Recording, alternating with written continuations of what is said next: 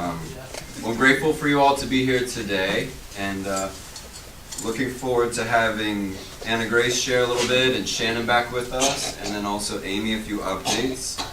And we'll talk about a lot of the good things that have been happening and where we're headed. I'm looking forward to increasing some communication, some other meetings coming up. So there's a couple flyers up front that I want to talk about as well. So David, would you mind starting us off with prayer today, and then we'll jump into the meeting.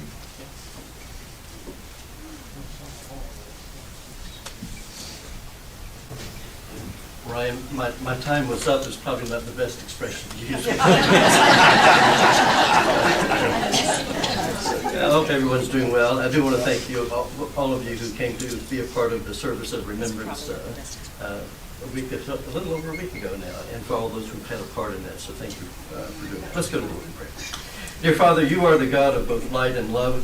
And in these final days of the season of Epiphany, we're reminded anew of the light of the star that led wise men of old to where the newborn light of the world was. We're thankful for that gift that continues to shine, and the assurance that in no way can darkness ever overcome that light. Even before our Lord declared that he was the light of the world, he proclaimed to those early followers in the Sermon on the Mount that you are the light of the world, and that is us. And he urged that we live in such a way as to let our light shine before others. An old gospel song expresses that challenge very simply as, brighten the corner where you are. Now that's something we can understand, and it is within us to fulfill that challenge. So Lord, guide us day by day in such a way that our lives are a reflection of all that is good and true and right and noble. Help us to be a source of encouragement and inspiration to others. So whenever we encounter someone in the darker days of winter, or the darkness of despair and discouragement, or the fading hopes of unrealized dreams, or the shadow-strewn path of an uncertain tomorrow, or the haze that too often comes with the complications of life these days, nudge us to let them know that we are in their corner for them, and to share a word, a touch, a presence that will brighten their day. Goodness knows we all need to know that there are others who care for us and who can lift us when we're down. And in just a week from yesterday, our thoughts will turn to love. Though on Valentine's Day it's often expressed sentimentally or romantically in words and ways that can be reduced to a greeting card, but we know that ultimately love in its best expressions are reflections of the love that you first extended to us. So may we be clear reflections of that holy love as we encourage one another, serve one another, are kind to one another, comfort one another, and strive to humbly think of others as more esteemed than ourselves. So may it be that when people have opportunity to experience Rolling Green Village, they'll find that we have a community that brightens this corner where we are, and an expressed love and regard for one another that is distinct from the self-centeredness we so often encounter elsewhere. And so now, Lord, we pray that you would bless Ryan and this gathering of residents and staff, and encourage us for the days, the months, and the years to come. Amen. Thank you, David. Shannon? Good afternoon. I have two things I want to share with you. The first is if you see Asha McCluskey in the clinic as your nurse practitioner, she held it really well, but she's pregnant. Many of us didn't know till quite far along. So she is due, I think, in like 3.5 weeks. Yes. So we have a plan in place, no fear. Allie, who is in our license areas, is going to be helping us in the clinic. What we'll do, though, is we are going to trim Tuesdays to half days just because we've seen that the appointments are kind of scattered, so we're going to move them closer together so she can get back up to license areas in the afternoon on Tuesdays. So it'll be Tuesdays and Fridays, 8 to 12, and then if we see fit that we need more time, they definitely will work with us. She will be out the whole 3 months, so we'll see her then. If you have any questions, though, let me know about that. And then the second thing I wanted to share with you is I'm having a presentation on the 26th of February. It's a Monday at 1 o'clock in here on when is the right time to move. This is not an initiative to make anyone move, by no means, but to be informative of things to look for when you may need a little extra support in the home, or thinking about before a crisis happens. A lot of times we see moves happen at crisis times. So it's good to, and they can be a little chaotic for the resident and the family. So just what to see, what to notice, Also, I'll talk to you about, we have a level of care assessment that we complete with the licensed areas team and myself, so kind of gauges what kind of support you need and where you may fall. And fall on the scale. And also I'll hit on long-term care insurance. It's always important to know your policy if you have one and use it at the right time. And I definitely can help you kind of gauge that. So I'm excited about this. We did it a couple of years ago, but we felt like it was a need now just to re-talk about. If you want to invite your children or family, by all means. Any questions for me? Yes. I'm a little concerned. I heard it rumored that Gladys, who sits outside your office, may be pregnant as well. I will tell you, so if you haven't Is been there to, something about that area? you have to, if you haven't been to the clinic, Gladys and Herman the skeleton are engaged. He gave her a ring. Yes, Ann wanted to get her to have a baby. I said we are Baptist roots, so there is no out of wedlock babies coming. So she will get married first before there's a baby. Anything else? Yes. February 26th at 1 o'clock. Yeah, and it's on the portal. Thank you.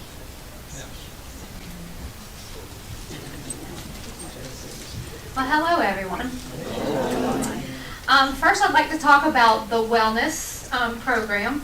The new treadmill is here. It came today. So if the old one that had the belt that was ripped, it has been taken out, and the new one has been placed in there. So it is ready to be used.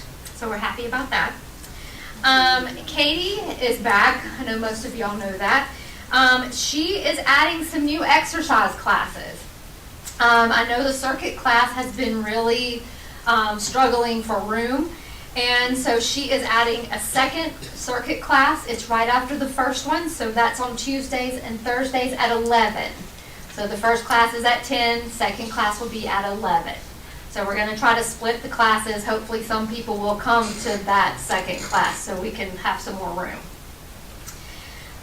She is also adding a chair class in Cedars, which that class is open to residents in independent living who is either in a wheelchair or maybe they just are not able to do the exercises down in the gym or in the group fitness. So that's in Cedars, and normal classes were on Mondays and Fridays at 10, but she's added another class on Wednesday at 9:30. So residents are welcome to go to that class as well. She is going to start a walking group. That's going to be in the highlights this week, and I do have it on the portal. It'll be Wednesday mornings at 8 o'clock. I know that's early, but a lot of people like to walk early. Get it over with, especially when it starts getting warm. So 8 o'clock. You'll meet at the Wellness Center. And then on the first Wednesday of every month, the walking group will go off campus to somewhere in the community. So it wouldn't necessarily be at 8 o'clock, but you would go to one of the parks to walk or somewhere in Greenbelt to walk that's not on our campus. Walking group would have the first availability, and then if there were any empty seats, then we could have other people that are not in the walking group sign up for that. We have open gym time now from 12 to 1, so anybody needing some assistance on any of the machines or if you have any questions about anything, you're welcome to come. That's on Tuesday through Friday from 12 to 1, and Katie will be in the gym to help you with that. We have Pilates starting in March. I do have that on the portal. It'll start, I think it's the second week in March, and it's at 11 in the Palmetto Conference Room. And then also as far as the gym, some movement has started with taking some of the things out of the gym into that little room. I know we had to move some tables and things like that, so maintenance did move the table.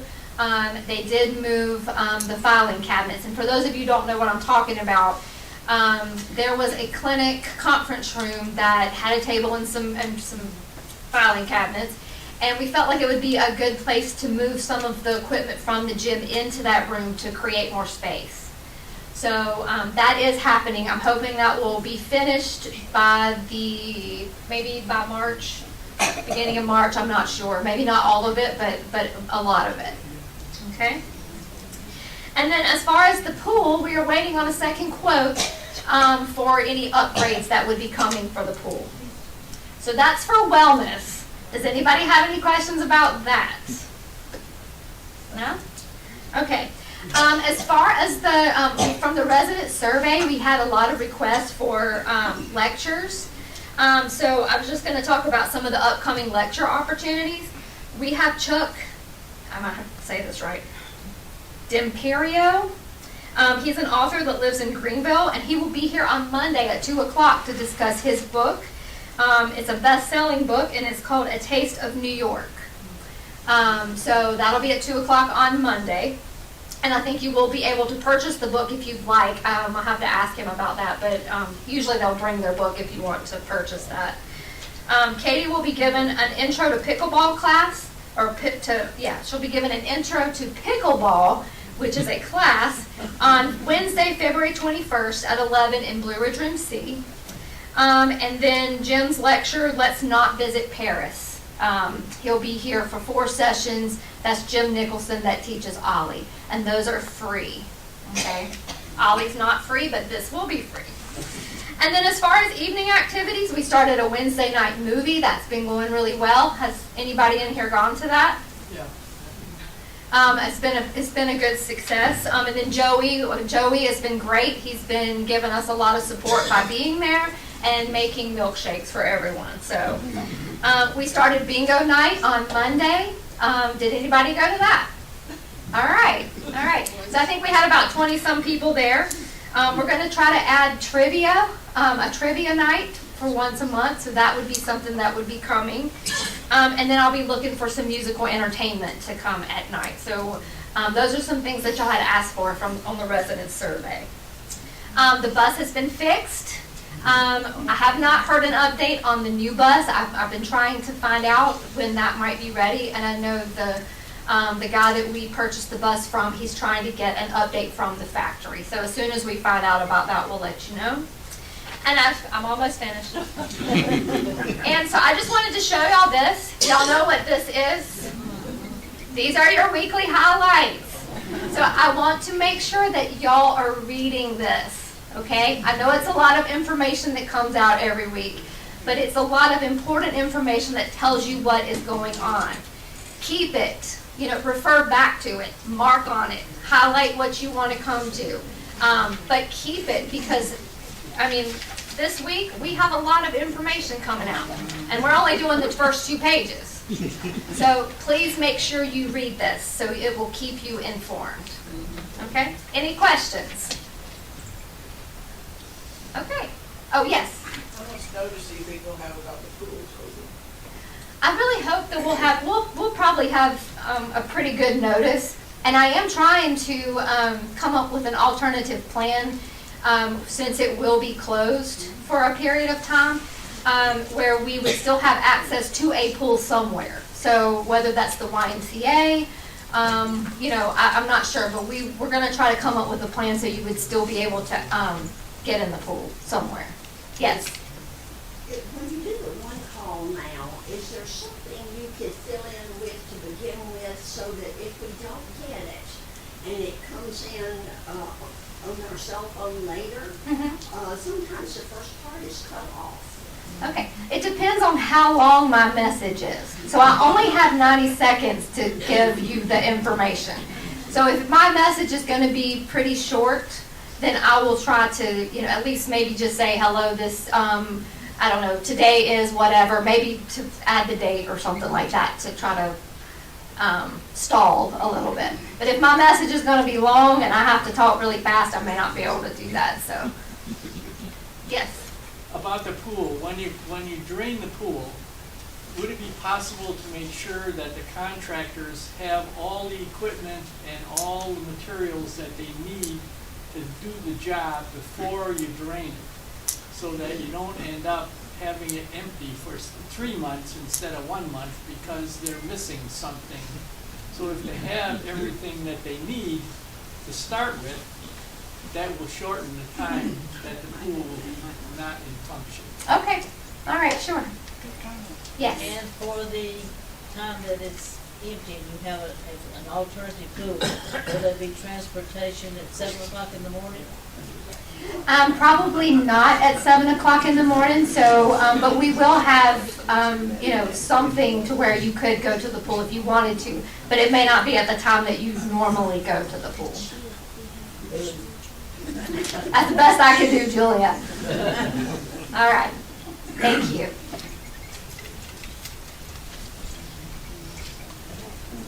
Good afternoon. So I'm going to give a licensed area update. I'm going to start with census first. So within our healthcare area, we're at 90% occupancy as of this morning. We have around 3 long-term move-ins into healthcare over the next week, so we're busy, along with the rapid pace that we have in rehab of ins and outs. So we're very busy within our healthcare area. Within Cedars, we are 96% occupied. We have 1 apartment available that will be moved in next week by our RGB resident. So we'll be 100% occupied if all goes well next week. And then within Evergreen Place, we are at 55% occupancy. We have several people that are interested in moving into Evergreen Place that are currently in our rehab from the outside community, and then some that our admissions team is working with also from the RGB side. So we're busy, a lot of ins and outs, and we continue to keep up with that pace, and there's never a dull day within the licensed areas per se. So it's good to have that momentum and movement. So that's census. I wanted to talk about a event that we have coming up. As we all know, there's a lot of, not just at RGB, but also across the nation, there's a lot of staffing issues and finding nurses and finding CNAs. So we've tried to become creative in ways to get people to RGB and to Rolling Green to understand what our community is. Because when people see, an ad for a nurse, they're in high demand. So how can we show that we're different? Our day-to-day is different. Our staffing ratios are different. So we're doing a continuing education event next week on Valentine's Day that's around heart health. So nurses have to have they have to have CEUs, continuing education, to renew their license. So we're doing that with our partners of Gentiva Hospice and Healing Touches that we utilize for caregiving hours here at RGB. So they're going to do a dinner for 2 for our nurses, and then a CEU to take home and work on, so that way they can put it toward those hours towards their licensure renewal. So we have around 25 people signed up. Half of those are from the outside community. So we've done recruitment in the hospitals to come out and come into Rolling Green. They'll pick up a dinner in the Commons and just kind of see what Rolling Green is. We are this hidden gem. When we brought Lori, our admission coordinator, on board in October, she's lived in Greenville for around 25 years, and she's been an admission coordinator at other places. And I remember interviewing her and saying, "Have you ever been to Rolling Green?" And she said, "No, I have not, but I just know that you always stole our referrals." and she said, "As soon as I pulled onto the campus, I understood why." It's very different. We're very unique. We're not a nursing home per se, so it's good to get our nurses and our CNAs out here to see how we are unique to the healthcare environment. So that's our CEU event. That'll be next Wednesday on Valentine's Day. And then I had one more item I wanted to share with you.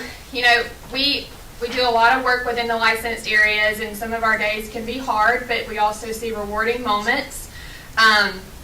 So last week, 2 weeks ago, after the service of remembrance, Ryan talked with Ms. Evelyn George's family, and Ms. Evelyn was a longtime resident of Rolling Green. She lived here for around 20 years. So she came through the licensed areas and came through the continuum of care. She lived in Cedars and then moved over to health care, and I just wanted to share a sweet review that her niece had left for Rolling Green in regards to the care that she experienced here during the 20 years that she was here. So I'm just going to share the last snippet of it, and I feel like it was definitely the most important sentence within the whole review that she wrote, and it states, "My husband and I know that our aunt, like most all family members, wishes to remain in their homes and to be independent. However, most times that is not possible. We count our blessings that she was able to be at RGB for her final years."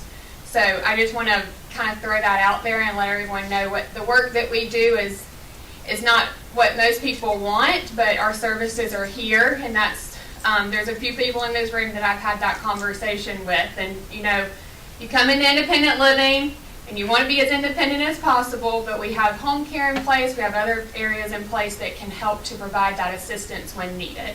So I know that it's not something that everyone wants, but we're here when you do need us, and we feel like we do a good job of doing that. So does anyone have any questions for me regarding the licensed areas?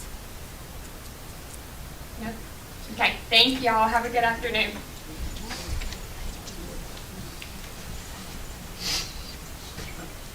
All right, thank you. That's a good first part of the meeting there. Wow, there's a lot of things going on from Amy with all the wellness opportunities. I think it's great. We've heard from the resident satisfaction survey that we wanted more opportunities to be out and about. So I think she's doing a great job of looking at different things, different opportunities, whether we're doing multiple or evening or morning. It's great to see people thriving, continuing to have opportunities to stay well. If you stay well, you live here longer, it makes our jobs a little bit easier. We want people to live here for an extended period of time. So the pool is a sensitive subject, I know. I'm learning, I'm listening. We definitely are not going to do that overnight. We will be communicating. We'll create a plan. We will also have a backup to get you to another pool to some degree. And I was kind of teasing, how are they going to drain the pool?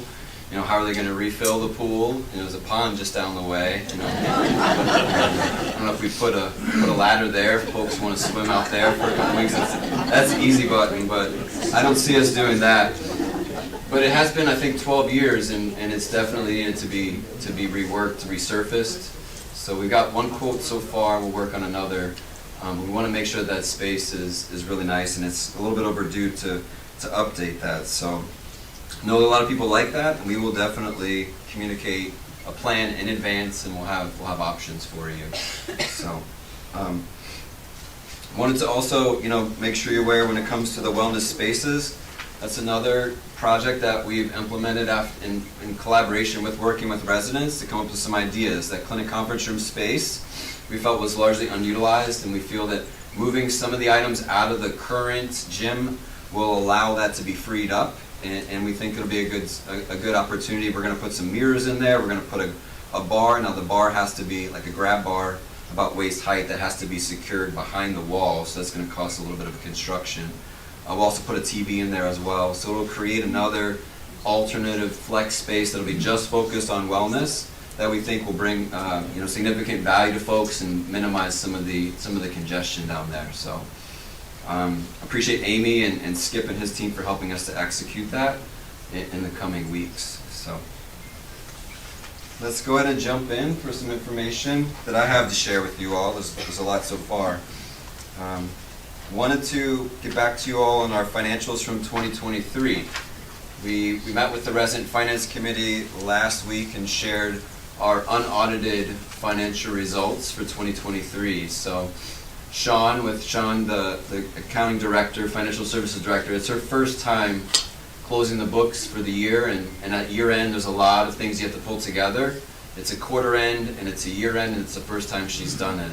So we're grateful to see that we were able to exceed our NOI target, net operating income. So on the revenue side, we exceeded that revenue goal by $69,804, that far right column. On the expense side, we also were able to beat that goal as well. So we kept our expenses down by $300,000 less than what we had planned.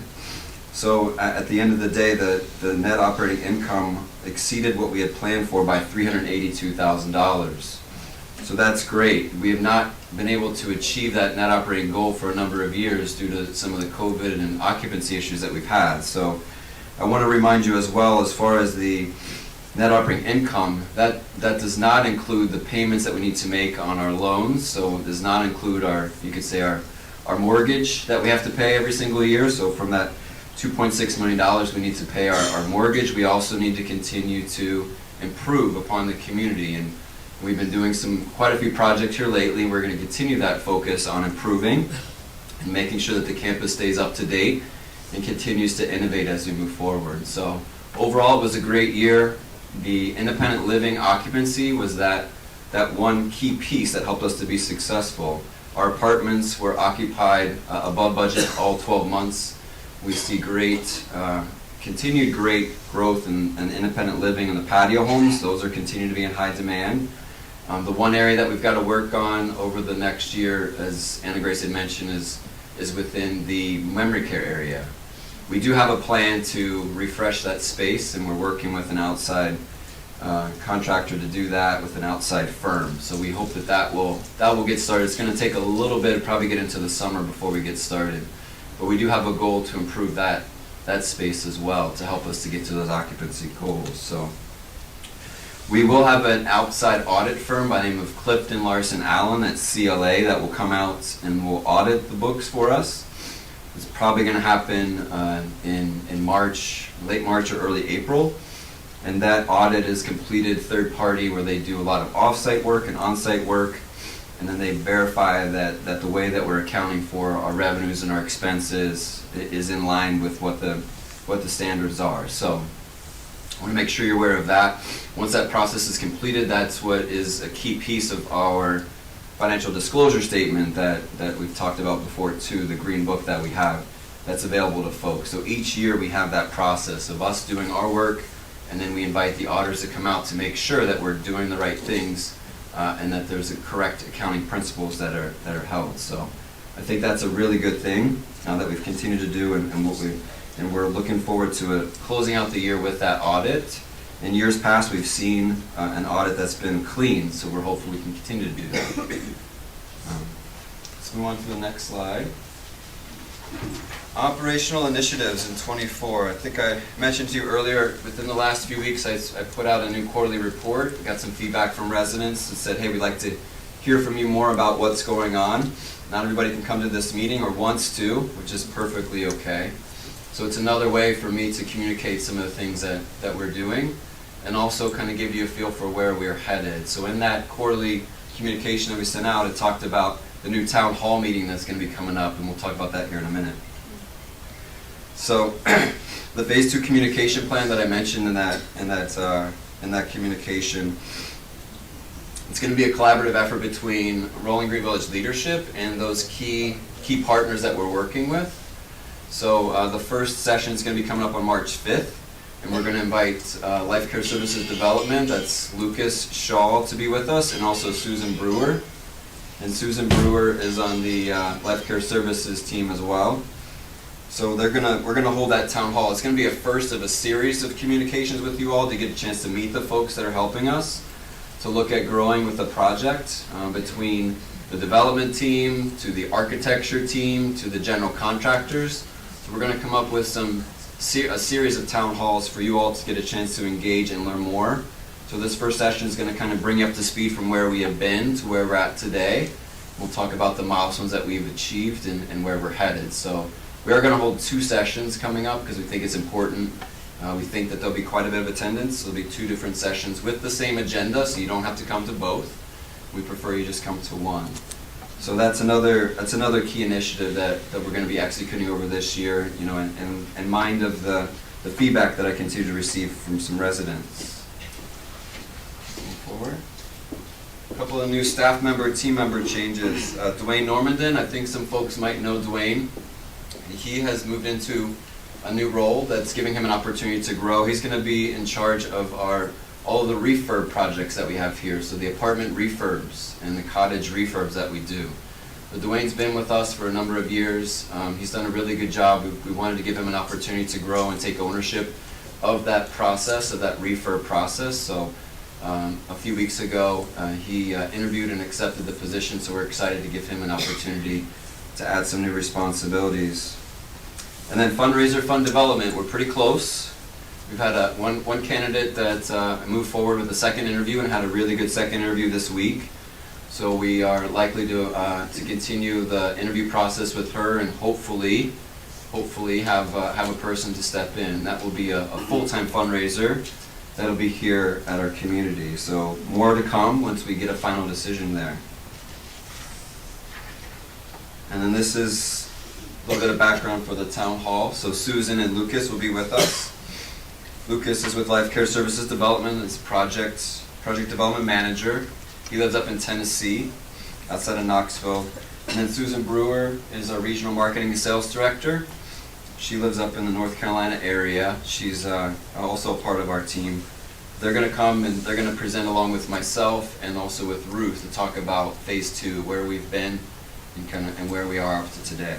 So keep moving forward. So Tuesday, March 5th, 1 o'clock or 2:30. So that's what this flyer is. So this flyer that's out here, if you want to grab one, please do. If you don't want to grab one, we have them coming in the highlights this week, so you'll get a copy of it. It won't be in color, but there will be one that's delivered to you tomorrow. And wanted to get that out there as far as our first town hall meeting, and looking forward to bringing folks up to speed and to answering some questions that you have about where we've been and where we're headed. So wanted to share this with you. I found this to be really interesting. Got this shared to me from David Shoplin, one of our Pathfinders shared this with him. So I've got a lot of resident feedback recently when it comes to phase 2. People are saying, how are you sure that there's a market for phase 2 for us to be successful? And how do you know that it's favorable for us? What are the studies? What are the things that you're doing to make sure that we're successful? So this is a picture from the Upstate Business Journal from this week. So Del Webb is an active adult developer, a for-profit active adult developer that's purchased 203 acres in the Simpsonville area. So on February 5th, they broke ground on a first active adult 55-plus community in the upstate. I'm going to read a little bit of the article. So it's located at 200 Ranch Road in Greenville. It's a 209-acre community for individuals aged 55 and older that will feature 434 single-family homes with a choice of 1,300 square foot up to 2,200 square foot floor plans that's spread out over one level with an option of a second floor. And homeowners will also be able to add lofts or sunrooms to their homes. So this development includes some amenities, the 9,000 square foot clubhouse with a fitness studio, a grand ballroom, meeting and event space, as well as an outdoor pool, and a sun deck, pickleball, and bocce ball courts. So I know there was quite a bit of discussion in the last few months around the other active adult community that's been proposed right over here off of Roper Mountain in Trail Oaks. So I felt it was important to share and just kind of folks understand what's going on around us, and the fact that the market studies that we've done continue to confirm, and as you see, these for-profit organizations that are, again, profit-driven see that Greenville is a market, see that it's a place that they want to come into, and for them to buy 200 acres in Simpsonville, significant investment, that there's continued growth. And we feel strongly that the project that we have and the market studies that we've done is going to prove to be successful as well. But seeing these developments also continues to confirm the fact that we have to continue improving. We cannot just stay static. We have to continue to make sure that we're working together to improve the community that we have, to continue to be successful, to continue to innovate. I know some folks don't like change, like things the way they used to be. But as you see on the competitive landscape, we need to make sure that we continue to improve. And I think we have a great product here, and we have a commitment to continuing to improve and enhancing the quality of life of the people that we serve here. So Upstate Business Journal, I can send out a copy of the link if you want to take a look at it.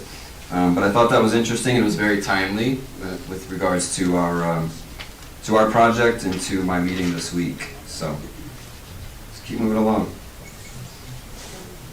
talking about campus improvements, wanted to make sure you're aware. I believe I got feedback this week that the upgrade to Charter happened, right? Can I get a show of hands? Turner Classic Movies, yeah? I think there's a couple of other channels as well, so that's good to see that that Turner Classic Movies is back, and there's a couple of other channels that were added. What are they? I don't know. I've heard good things. There is a copy of the updated list at the front desk.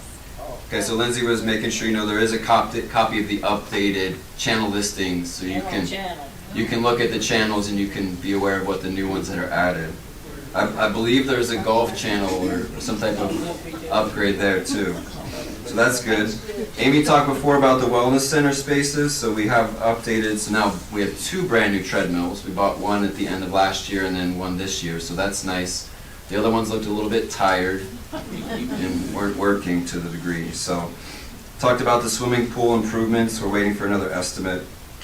The curb appeal at the front entrance, we're continuing to work on that. I believe we had a boom out this week to fix the flagpole out front, and we're going to be continuing to improve the landscaping out there. Brightview will be back and meeting with Skip and I on Monday to review some plans. We also want to visit with them about updates to the village green, that there's some plannings that we want to do as we continue to move forward. So they have a landscape architect that's going to help us with coming up with some initial plans and some ideas of how to improve that space. Keep moving along. Cottage French drain line. So we did complete that project over the last couple of weeks. And I think that's been pretty successful. You know, I got some feedback before of, why didn't we do this originally? And I know that was one of Skip's concerns too, that it was something that was pulled out of the project for whatever reason. And, I've committed to working, and working closer with Skip to say, as we do this next project, we need to have these lessons learned. We need to make sure that we don't have these types of decisions that are made. It would have been much nicer to have it incorporated in that project the first time and not wait a couple years later and have to inconvenience folks. So there's some of those items that we're definitely making sure that we incorporate as we move forward to be better about that. So that's why we've got Skip involved in a lot of the planning. We've got Bruce involved in a lot of the planning. We have Ruth involved in a lot of the planning. Anna Grace has been a part of the planning as well, as we're looking at the assisted living spaces. How should we set it up for success and make sure we get it right the first time. Lakeside sidewalk improvements, there was a delay with the civil engineer. I believe they were out, was it last week, Skip? Yeah, they did boring samples last week. They're coming back with we'll look at the blue line stream as far as that goes. Hopefully it'll be new this week, but today's Thursday, so So once we get some finalized studies, we'll be visiting with some of the folks from Lakeside and kind of talking about what our options are as we look to fix that. It's definitely going to be a significant investment. I was walking in the back area here yesterday. I noticed that the island just doesn't look the same as what I remembered either. It's shrinking and the tree is falling down. I believe there was a tree out there at one point, and the water has come down. So there's definitely some things that we need to do and being mindful of the stormwater there. So we'll keep you posted as we get more information on that. The prayer chapel, I did hear from the architect this week. There still is civil engineer that needs to collaborate with Greenville County as far as the stormwater, so that's still kind of in a holding pattern. Speed bumps, new speed bumps were installed, I believe, yesterday. So the aggressive ones were taken down. They're less aggressive, and there's just 2. There are now boulders on the side. That's one of Skip's talents, is finding boulders. He's got a rock garden out that you guys may not be aware of. So the reason why we put them down is we saw people with golf carts driving up on the grass, people with cars trying to skip the speed bumps. I'm not kidding, this is real. So that's why the new beautiful rocks are there, to prevent people from going up on the sidewalk to try to evade the speed bumps. We will be putting some more speed bumps in, particularly back here towards the other sidewalk that we have that leads out into the parking lot. As people are turning the corner, again, focus on safety, making sure that we want more people out and about, and making sure that people are being safe and slowing down. They're not, most of it's, staff is not slowing down. And we will continue to encourage and continue to talk to them, and you're perfectly fine to flag them down like this and say, I had a lady do that to me in my neighborhood, did this to me, honestly. You know, I don't want a kid, but we do need to make sure that we're being safe, and we don't want somebody to get hit. How many or how much are residents' opinions taken into all of these committees? Is there a resident, representative in these committees? Yeah, well, we can talk about committees in a little bit with the questions. Let me keep going forward, and we'll talk about kind of how they're made up and how that voice is making sure we're being heard. So I'll come back to Julia. The Hope Smith sidewalk and curbing project. So we're updating some quotes that we had. Skip is working with a couple different contractors there. That is a priority for us, and what that will likely include, and this is another one of Skip's good things, is cutting down some trees at the front entrance.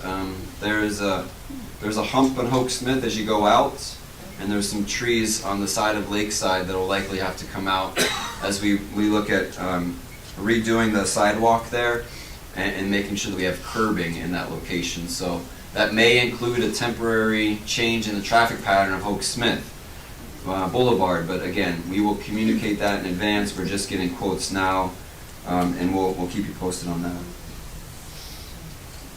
Keep moving forward. Something I wanted to get some of your help with, the wood shop key is missing.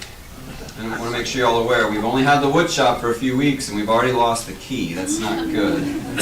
There's a unique lock on that wood shop shed, and we're probably having to look at changing out the shed lock, but it is a little disappointing. Within a matter of weeks we've already lost the key that we have.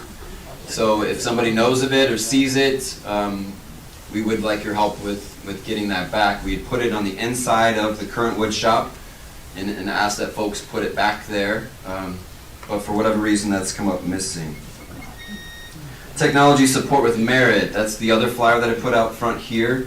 In light of some of the resident feedback from the resident survey, folks have said they would like to see how they can get IT support, tech support. You know, we do feel really good about the relationship we have with Merit Technologies. They've been a partner for over 10 years. So we asked them, we said, hey, could you help out our residents if they have a technology issue? Geek Squad is available, you know, and I think that's what a lot of people think of. Ken is a former Geezer Squad. He still is. He is still here, you're right. But on the Geek Squad side, from our understanding, they do most of that remotely now. So there is a cost involved with this. We're not making any money off of this, but this is bringing a service to you all. There is a cost per half an hour. We do feel good about the person that's coming in to support you, and we also recognize that it's an actual person that's coming to your apartment versus other services that you might see. So again, I want to follow up and make sure you know we're bringing that service to you, and we have a new process in place. You can add it to your Rolling Green Village bill. We can have a trusted tech person that could come out to help you with whatever the issue is. The Continental Breakfast, got some feedback over the last week that it appears that some folks are doing more grocery shopping than in the past at the Continental Breakfast. And these costs that we incur are shared by everyone. You know, I know we indicate that there's no cost to the Continental Breakfast for you, but you know that there's costs. So as we need to be mindful of the things that we utilize there, but having excessively taking things is not helping out the overall cost. We do ask for your help with that. We continue to offer it 7 days a week, and but just got some feedback. I think it's good every once in a while to hear that, and just try to be mindful. We always will make sure that folks get enough to eat. And then the positive review campaign, Anna Grace shared the one that we had from Miss George's niece, which is pretty special. We've got these cards at the front desk, and we feel strongly that the reviews that people read impact the decisions that they make. I know when I go out to a restaurant or go to Amazon and make a decision on buying something, I look at the reviews. We're no different than that. So we have started a positive review campaign, this year to help from a digital standpoint, from an outside standpoint, help people see exactly what Rolling Green's about. So we've had a lot of really good feedback recently. We think it's important to make sure folks know what's it like. You know, Rolling Green's a big place. As Anna Grace mentioned, Lori that came here, she didn't know anything about us, and she lived in Greenville for 25 years. You all know and recognize that it's not a bad place to be, and if you feel inclined to go out and give us a good positive review, that would be great on Google. And I do believe that strongly impacts some of the decisions that people make when they come to live here. So these are at the front desk, and if you feel inclined, whether it's a great rehab experience or just overall you're happy about living here, we encourage you to do that. We do appreciate the time and the willingness to help us out. Moving along, the Service of Remembrance, David mentioned it earlier, it was a really great opportunity for us to get together. I got a lot of really good feedback from resident family members that just said, wow, this was really well done, it's very professional. It was great to honor my loved one, to come back to campus for folks that have been gone for a few months. And I think it was a really well done event. So I want to thank David and Amy for their work. They do quite a bit of work to pull that together. And you're welcome to come. We have that typically every January. It was on my birthday this year, so that was fun. It was kind of emotional though. It kind of made my birthday kind of different. You know, it's a very emotional opportunity. So your emotions, you know, are definitely tugged at that meeting. So, but it was a very good opportunity to honor the folks that we lost over the last year. So I just wanted to give a shout out and kudos to David, to Amy, to Lindsay as well, all the folks that participated in the Service of Remembrance. That was all that I have. So let's take some questions. I'll jump in with Julia's question first, and then skip past the microphone. So as far as improvements, I think your question was around improvements in committees and how much input do committees have? How much residents' impact is in every one of those committees? Because they all impact us, so do we not have a voice in those committees? Yes, you do. So the question was, do you not have a voice in the committees to help drive some of the change? And yes, you do. How is that got? How does one get that? That's a great question. So we continue to encourage, I continue to encourage resident-driven committees to where residents are coming together around key pieces of what we do, whether it's resident finance, whether it's plant and maintenance, whether it's activities, whether it's food and beverage. We come together sometimes on a quarterly basis, sometimes monthly, every couple months, to receive feedback from residents within those areas. So are they appointed? So this is what we're working on as well. We're getting the information out to the highlights. I'm being intentional in ensuring that there is equal voice across patio homes, across neighborhoods, across the cottages, across the apartments. We're not seeing as much participation from the apartments as maybe we'd like to see. So, you know, I would recommend talking to Bob Torres, the Resident Association President, to get more information about the committees. We're making sure we're helping educate people about the committees. I believe Jim McQuaid had put in an article recently about certain committees that he's involved with. We want to continue to find opportunities for residents to get involved. And yes, the residents in those committees are helping to provide feedback.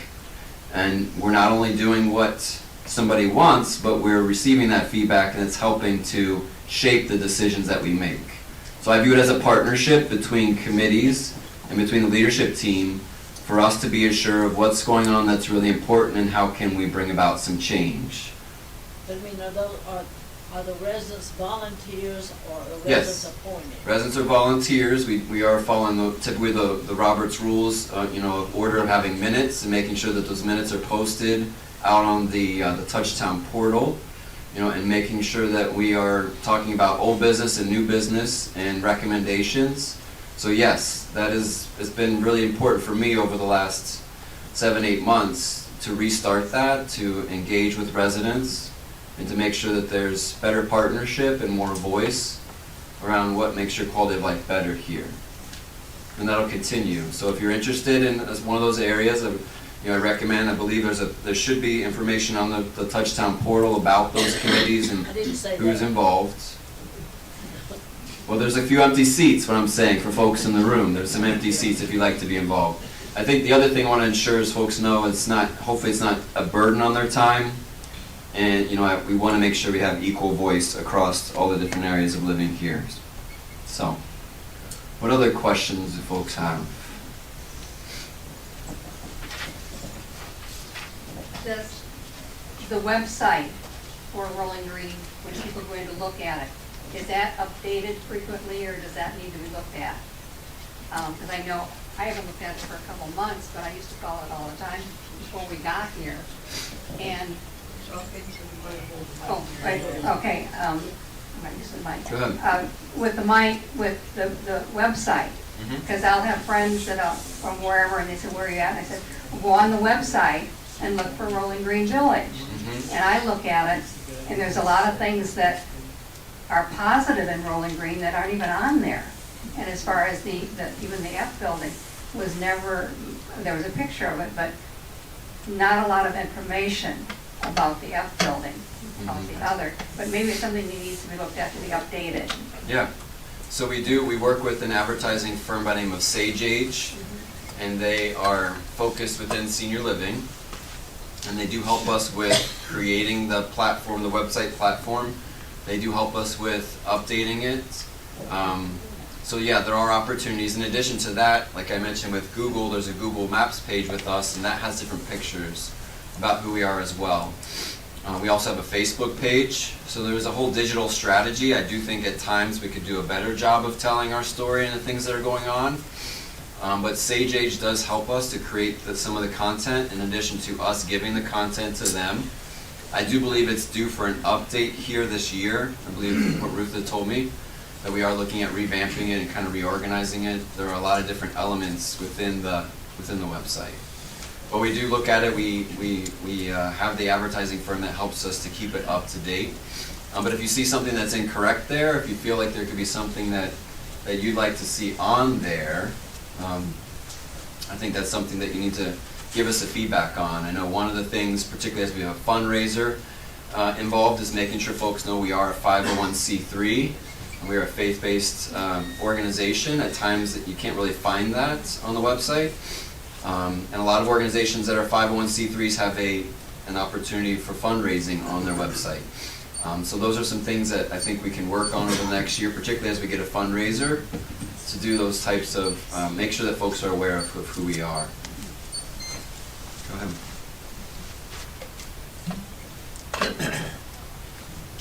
Ryan, I'm a big fan of yours, and I've been very impressed and appreciative of how receptive you have been to listening to residents' concerns. One of the things you've got coming up is a town hall related to Phase 2, which is of concern to us all.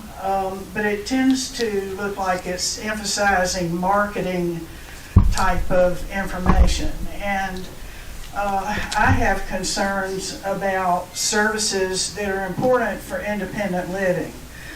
These are services like availability of medical support care, personal support care, transportation, these things that we need to be able to sustain quality of life and independent living.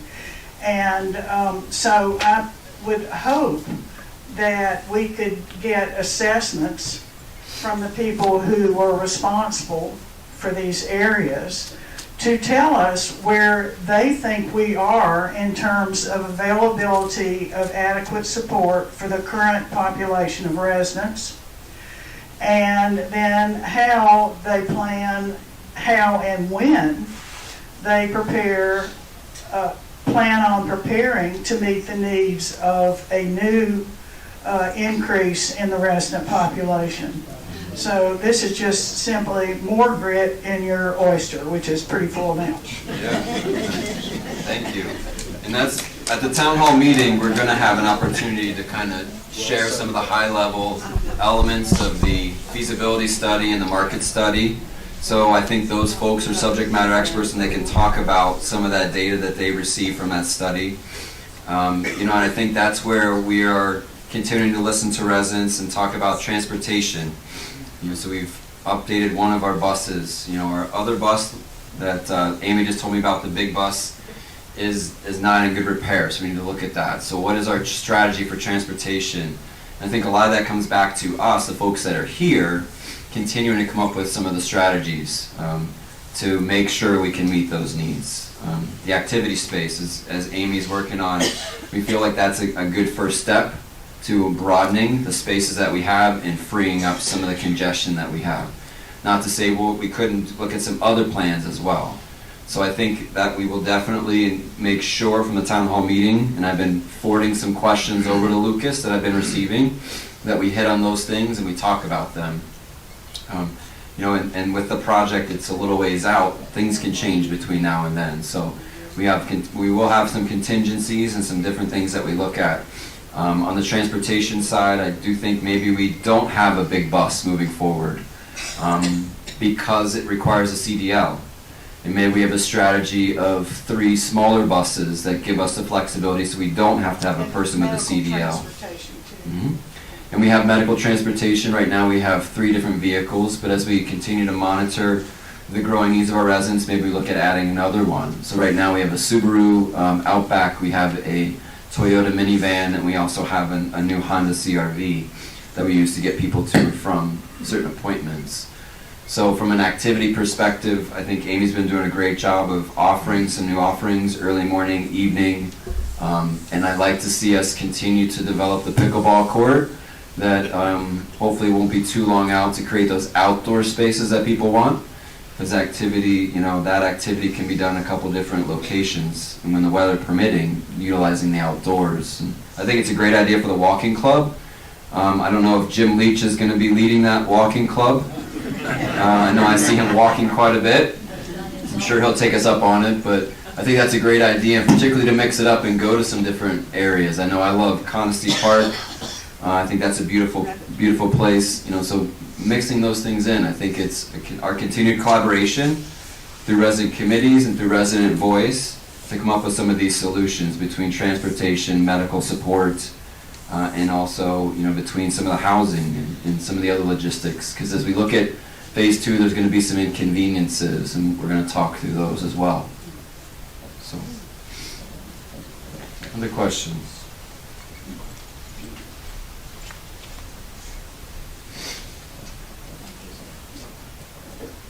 I have a hearing situation, and this has been an ongoing difficulty in all the open spaces, particularly the dining room, and I've been reassured over the last couple of years that something is being done so that the noise level in the dining room will be muted.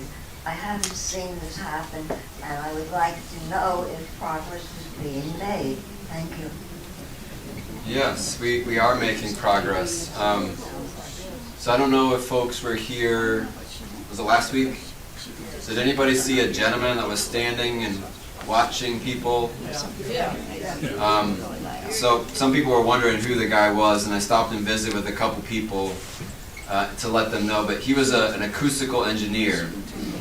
So we're working with our partners with the architecture firm, SFCS, and they introduced us to an acoustical engineer. As we've said, we love this open space dining room, but there is a lot of noise, and what are some small things we can do to dampen that sound? So he came out last week. He's finalizing a study, and we're looking at some maybe acoustical tiles in the ceiling. We might be looking at adding a door in the back to keep the noise from the back of the kitchen in the back of the kitchen. We may be looking at some type of a glass divider. So we are moving forward with that, and we want to get the study first to determine where most of that noise is coming from. We'd hate to close in the kitchen because we do think that it's pretty attractive and it's the intent of that space, but we don't want to put up walls and put up excessive doors and go through any major construction if we don't have to. So that gentleman actually came into town from, I think it was Virginia, and is putting together a study for us. And we'll start simple and small. We don't want to do anything major, but we are going to be trying to fix that, some of that noise coming from that space. So, yeah.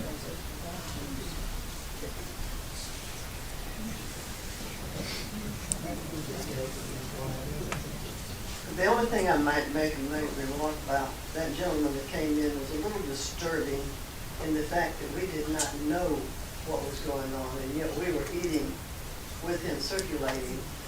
And perhaps when we have those type of visitations and visits, you can put a notice up in the area, like you let us know something Yeah. what's going on. Don't talk to strangers. Yeah, I agree. I think we could have better communicated. It would have really made But it we, feel better. the other piece is we didn't want to have you be too quiet to impact noise. So we wanted to ensure. Well, he should have moved on over from where we were. But he wanted to come out and be there at the high peak. So he wanted to be there during the peak times to see what it was really like. So we told him the time frames, and he did come during that time. So you're right. It's a little bit of an experiment, a science experiment. But yeah, I did hear from a couple residents, like, who was that guy that we're going to go up and ask him a question? And he kind of stood in a weird spot. He was doing some qualitative and some qualitative assessments. So, but yeah, that's good feedback. I did recognize that afterwards because he was kind of out on his own and Wandering around. And I think some of the staff didn't know who he was either. So, he wasn't DHEC though. I think normally that's the one thing you kind of wonder, is that somebody from the Department of Health, but he wasn't that. So, we got a question? Yep. Ryan, any update on the implementation of the dining room reservations online? Yeah, we're kind of still piloting that out from my discussions with Bruce and with Claudia. I don't know if how much more we've ramped it up, but we've looked at having a couple people utilize it before we figure out how to implement it. And I do think that it's very inefficient to have a person standing at a phone and writing down reservations, that there could be a better way to do it. So I know that that's something that I'm encouraging Bruce and his team to figure out a plan for. And the intent is not to take away the phone line, but I just to see somebody standing there taking down those and the recordings, not necessarily having to hear them a couple different times, because I'll walk through and I'll hear them repeating something back and forth. I think there's a better way, and that's something that we got to keep working on. Kind of liken it to when doctors used to write out orders and they went to it's electronic where you can actually read doctors' handwriting. And you hear some of the stuff, and you're going to miss something. You're going to make a mistake, and we don't want to do that. So we need to continue working on it. So I don't have another update outside of that. Another question. Go ahead, Skip, over here. That was the same question. Okay. Same question. Maybe, Ryan, what we could do is somebody like that in the dining room, we should put them in a chicken suit or something, then everybody will notice that if they're in a chicken suit, they're doing something. Sit down. All right, any more? Because we don't want Ryan to start bringing up Bob's old jokes. So, any other questions? I did visit with Bob recently. I told some folks. It was right after Michigan won. We had lunch. So he had his Michigan sweatshirt on. He was smiling from ear to ear. He's doing well. He had a scheduled appendectomy. Most people don't have that.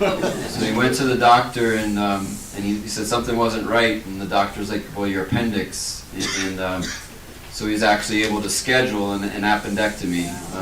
He said he was extremely grateful they were able to catch it before it burst. So, but he was doing good. He's had a chance. He said he loves sleeping in and spending more time with his grandkids. But it was good to see him. And it was the day after the Michigan game, so he was happy. Other questions? All right. Well, thank you very much for your time. Appreciate it. Thanks for your time. Stay well. Yep.